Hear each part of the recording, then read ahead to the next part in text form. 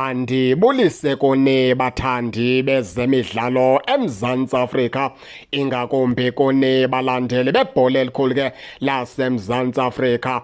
Apha ke siphethe indaba okanye isimemezelo ke somnye wogoalkeeper phaa beqela ke leKaizer Chiefs uNtwari.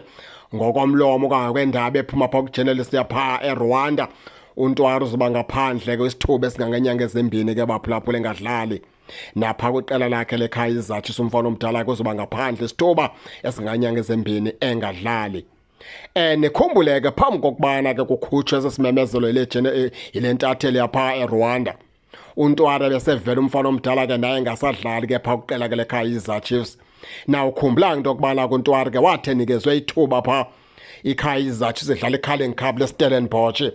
Umfana omdala kaNtwari ngulona ke wathi efuna ukhutshwa phaa yiKaizer Chiefs ke akavuma ekhutshwa abaqeqeshi beqela leKaizer Chiefs. Umfana omdala nike nento engafuna uphuma kuzawungena phaa uBruce Vuma kuzoyiwa phaa kwi-penalties.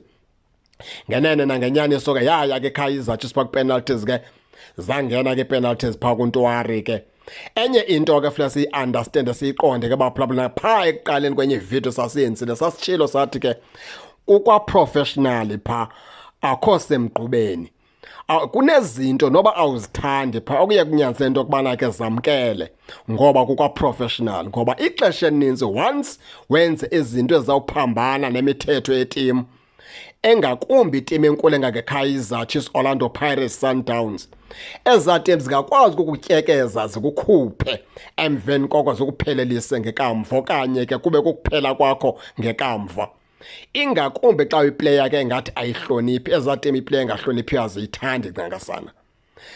Abantu abaninzi ke bathi uNtwari ke urayithi ngoba ebevela uBruce Vuma ngakho nto azayenza, eberayithi uNtwari ngokafuna uphuma.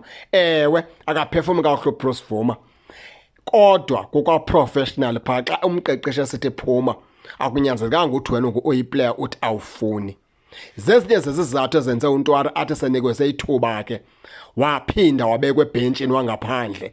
Na ukhumbula into yokubana kusukela ngoko uNtwari ke kangaphinda abe yi-reserve kwiqela leKaizer Chiefs. Bekuqhubeleka phaa i-reserve nguBruce Vuma, eyi-reserve ke kaBrandon Peterson, kanti kwathatha uNtwari laa day yayidlala ke neqela ke leStellenbosch iKaizer Chiefs, kwathatha uNtwari lo kwathiwa ke makube nguyozoqala la game enikezwe ithuba umfana omdala emveni endaweni yokubana ke ithuba lakhe alibambe ngezandla zosibini umfana omdala walophula. Ngoku kuvala indaba ezithi ke ngokwentatheli yaseRwanda okubana ke uNtwari lo uzoba ngaphandle ke isithuba esingangenyanga ezimbini, into ethetha ukuthi kwaphaa kuqela lakhe iKaizer Chiefs ke uzoba ngaphandle isithuba ke esingangenyanga ezimbini umfana omdala. Kodwa simnqwenelela into yokubana khawuleze ke aphile kumfana omdala azophinda abuye azame ukuzibonakalisa kwakhona. Baphulaphuleka kusoyam ndodwa, nani ke ningakalingena nitshone into yokubana niva njani, nize ke ningakhohlwa usubscribe kule channel ukuze ningaphoswa zezemidlalo endizanothulela zona kwixa elizayo kakuhle babukeli.